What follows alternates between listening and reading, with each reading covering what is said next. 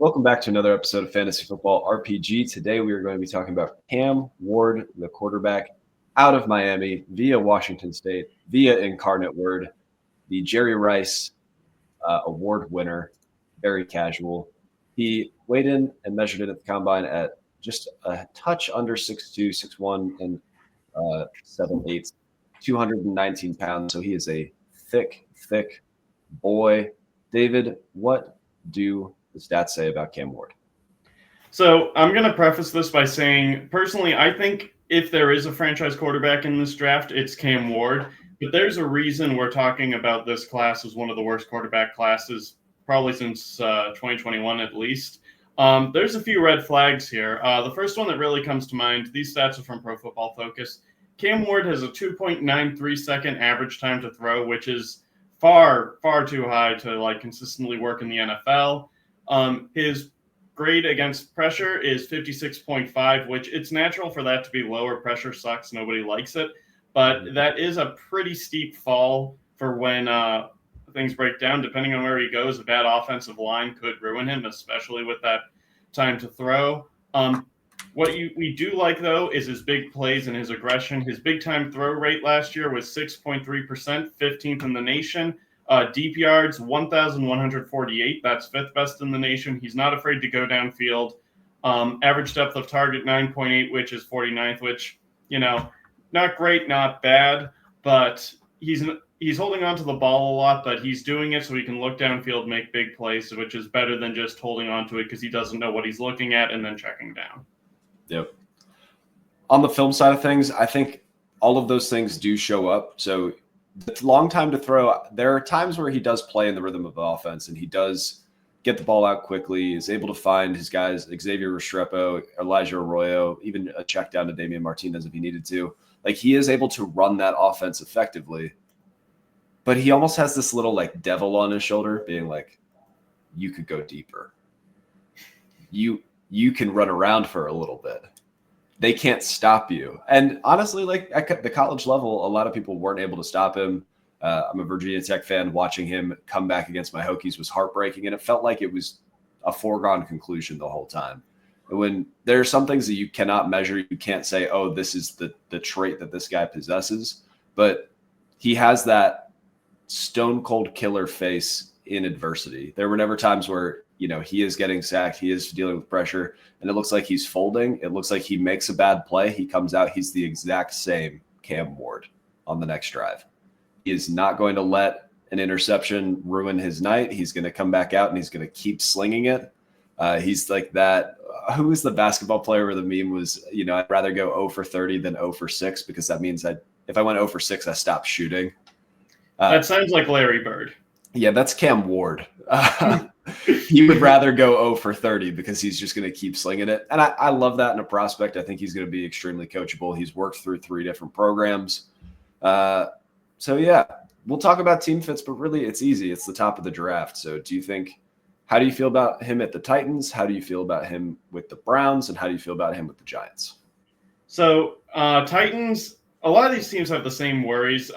Offensive line is going to be key for this kid. The Titans don't have one. Right now it's looking that's where he's going. They've invested some money in fixing it. They had some players last year, and who knows, maybe Will Levis made it look worse than it was. But that is a big red flag for me. The Titans, as of right now, don't really have a great veteran option to kind of lean Ward into it. It's probably just going to be Cam Ward going week 1.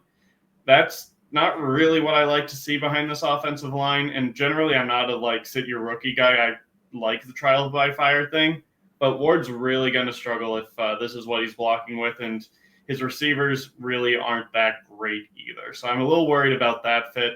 Cleveland, honestly, kind of even worse. I don't really buy into what Jerry Jeudy did last year. I think Jameis just does that for wide receivers. You can say a lot of things about Jameis Winston, but he will get his receivers the ball. I don't think Judy's going to be able to do that again.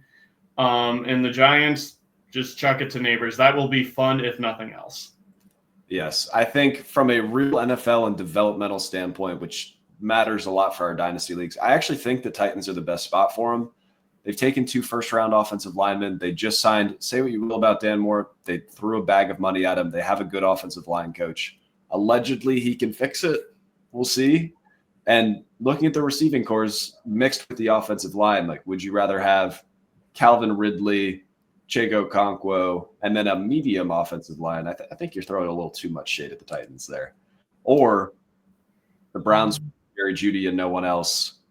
The Giants with Malik Neighbors and that offensive line, they called us to see if we were busy, if we could play left tackle next Sunday. Yeah, if I had to pick one of the three, which I do, it's probably the Giants, just because like Neighbors is that good.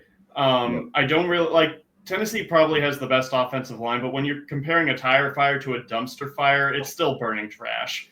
At least there is one elite weapon there. He is somebody who, when all else fails, just throw a prayer. Something good will probably happen. Neighbors really is that special. And I think Ward's backyard football style will really play well with Neighbors, just because nobody can cover the guy that long and nobody can stay downfield with him for that long. Yep. And then, they do have Jameis. So if the NFL is too hard for him right out of the way, Jameis can keep the seat warm. Yeah. No, I like that idea. So bottom line, we want him to go first or third. If he goes second, we're very sad about it. Yeah, if second, it's over. Let's say he goes top 3. I've seen in different dynasty rankings, ADP is all over the place. I've seen him as high as the 101 and 102. I've seen him fall all the way to the 109, 110. What range are you comfortable taking him in a Superflex league? Superflex, I'd probably start looking at him at 105, 106. Like I said, not a great quarterback class, stacked running back class, and it's really good at wide receiver at the top. Tet, I'm all in on at 102. Travis Hunter, it will depend on which team drafts him and what they say about him. If he goes to the Patriots, which seems like there's decent odds, he'd immediately be their best wide receiver. I suspect New England would use him as a receiver more than a cornerback because they're set with Christian Gonzalez and Carlton Davis, and who doesn't want to be paired with Drake May for the next 10 years? So if Hunter goes there, I'm easily taking him over Ward, easily taking Ted, easily taking Genty, and probably taking Hampton before I even think about Ward. No, I'm in the same boat. So I think Ward is the guy where the right landing spot, all of the right things fall into place. He starts flirting with that mid-first round possibility for me.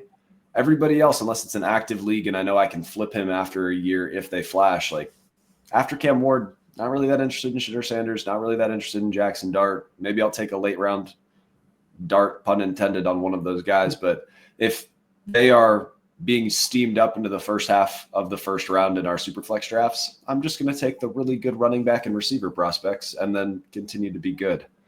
So bottom line, Cam Ward is the quarterback that we want to bet on in this class. We think the best landing spots are at 1 and 3. David, anything else on Cam Ward? Just the dude's fun. I hope it works out just because, like, I enjoy watching him, but, like, what I want to happen and what I expect to happen aren't always the same thing. So it really will depend where he goes and how well the team supports him. The heart wants what the heart wants, and David's heart wants Cam Ward to be a Hall of Famer. Be sure to like and subscribe. Thanks for listening, guys, and we will catch you next time. Thanks for listening to another episode of the Fantasy Football RPG Podcast. If you made it this far, be sure to like and subscribe. If you want to check out written content, head over to lastwordonsports.com. Don't let the Goblins get you.